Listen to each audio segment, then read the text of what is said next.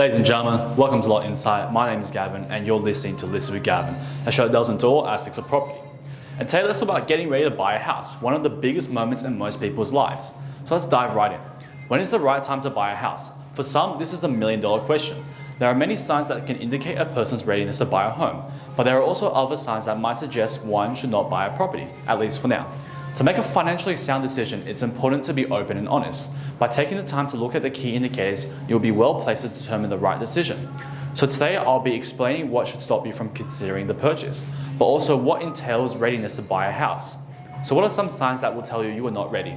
And although acknowledging these signs might be disheartening, they can save you from making a massive financial commitment. So let's discuss these signs. Number one, you have a low credit score. A low credit score is a significant sign that you're not ready to buy a home just yet. This is because people with a high credit score will receive a better interest rate on their mortgage and lower monthly payments. Number two, you can't afford the deposit.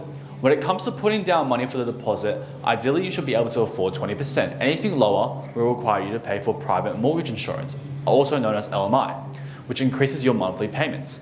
Number three, you have only considered the sticker price. The process of buying a home can be quite costly. Suppose you have not considered and saved for the extra associated costs such as property tax, insurance, utilities, renovations, maintenance, and even moving costs.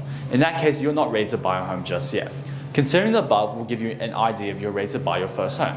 And although there are signs that will show you're not ready, there are also signs that will tell you are ready for this, such as you are realistic. A lot of people can be dreamers. This might mean that they are looking for homes well above their budget, which would result in a higher mortgage and less manageable repayments. If you are aware of your financial limitations, do your search accordingly. You'll better position yourself to cope with the incoming mortgage and reap the benefits of a carefully planned budget. Number two, you're aware of what is happening in the market. The market goes through periods of fluctuation. For example, at any given time, it may be a seller's market or a buyer's market. Understanding the current market and local house prices will help you make a financially sound decision. Number three, you can afford the upfront cost of buying. There are many costs associated with buying real estate. There are initial costs like stamp duty and building and pest reports, as well as recurring costs like council rates. Do not forget that extra costs like moving fees and utility connections also need to be considered. And lastly, number four, which I argue would be the most important factor, you have a secure and stable income.